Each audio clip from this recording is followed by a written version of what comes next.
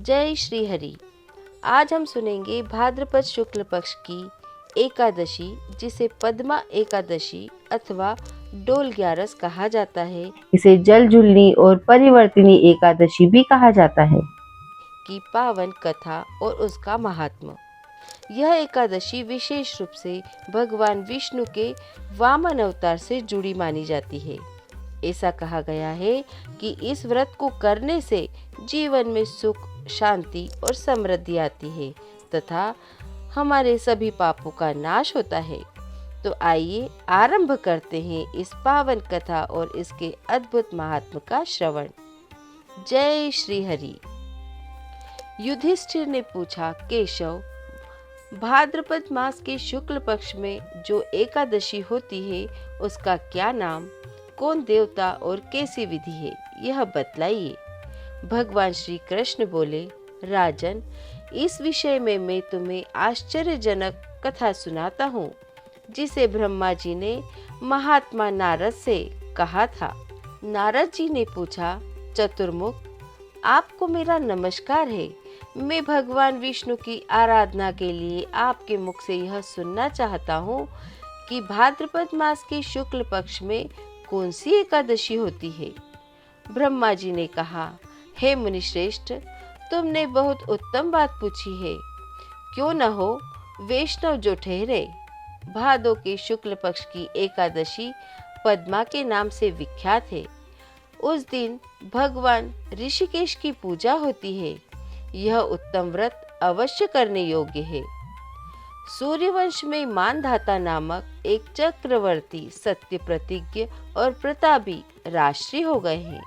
वे प्रजा का अपने ओर से पुत्रों की भांति धर्म पूर्वक पालन किया करते थे।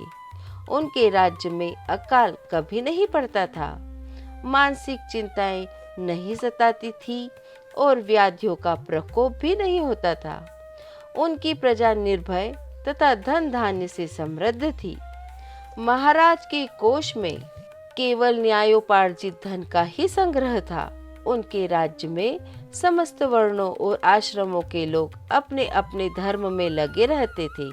मानधाता के राज्य की भूमि कामधेनु के समान फल देने वाली थी। उनके राज्य करते समय प्रजा को बहुत सुख प्राप्त होता था। एक समय किसी कर्म का फल भोग प्राप्त होने पर राजा के राज्य में 3 वर्षों तक वर्षा नहीं हुई। इससे उनकी प्रजा भूख से पीड़ित हो नष्ट होने लगी। तब संपूर्ण प्रजा ने महाराज के पास आकर इस प्रकार कहा। प्रजा बोली, हे नृपश्रेष्ठ, आपको प्रजा की बात जरूर सुननी चाहिए। पुरुषों ने जल को नारा कहा है। वह नारा ही भगवान का अयन निवास स्थान है, इसलिए वे नारायण कहलाते हैं।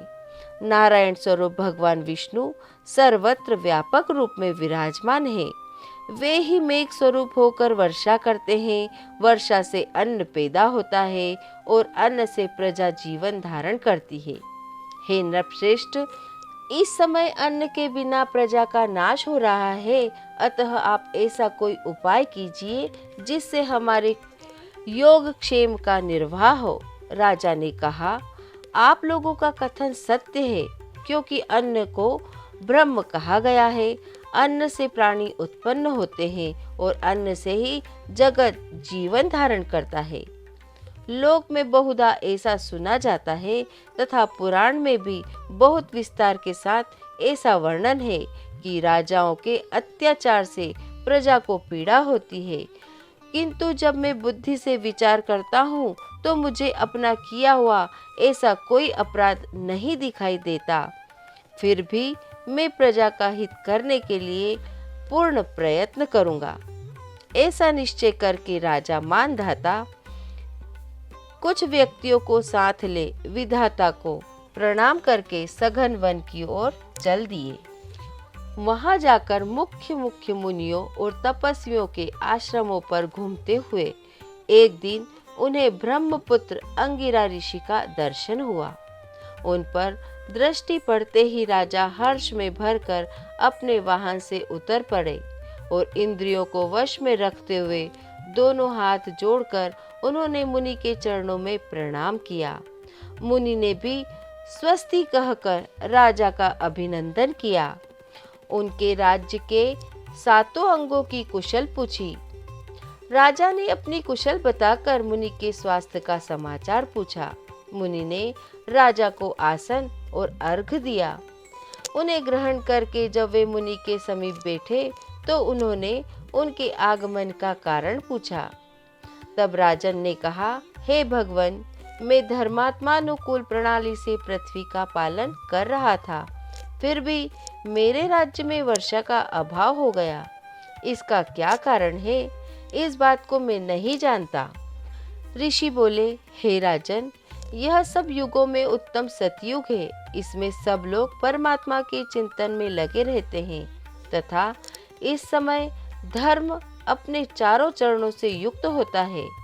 इस युग में केवल ब्राह्मण ही तपस्वी होते हैं, दूसरे लोग नहीं। किंतु महाराज, तुम्हारे राज्य में यह शूद्र तपस्या करता है, इसी कारण मेघ पानी नहीं बरसाते। तुम इसके प्रतिकारात्मक का यत्न करो, जिससे यह अनावृष्टि का दोष शांत हो जाए। राजा ने कहा, मुनिवर, एक तो यह तपस्या में लगा है, दूसरे निरपराध है, अतः मैं इसका अनिष्ट नहीं कर सकता।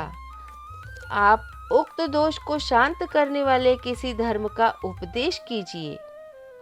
ऋषि बोले, हे राजन, यदि ऐसी बात है तो एकादशी का व्रत करो। भाद्रपद मास के शुक्ल पक्ष में जो पद्मा नाम से विख्यात एकादशी होती है, उसके व्रत के प्रभाव से निश्चय ही उत्तम वृष्टि होगी। हे नरेश, तुम अपनी प्रजा और परिजनों के साथ इसका व्रत करो। ऋषि का यह वचन सुनकर राजन अपने घर लौट आए। उन्होंने चारों वर्णों की समस्त प्रजाओं के साथ भादों के शुक्ल पक्ष की पद्मा एकादशी का व्रत किया। इस प्रकार व्रत करने पर मेघ पानी बरसाने लगे, पृथ्वी जल से आप्लावित हो गई और हरी भरी खेती से सुशोभित होने लगी। उस व्रत के प्रभाव से सब लोग सुखी हो गए। भगवान श्री कृष्ण कहते हैं, हे राजन, इस प्रकार इस उत्तम व्रत का अनुष्ठान अवश्य करना चाहिए। पद्मा एकादशी के दिन जल से भरे हुए घड़े को वस्त्र से ढककर दही और चावल के साथ ब्राह्मणों को दान देना चाहिए। साथ ही छाता और जूता भी अवश्य दे। दान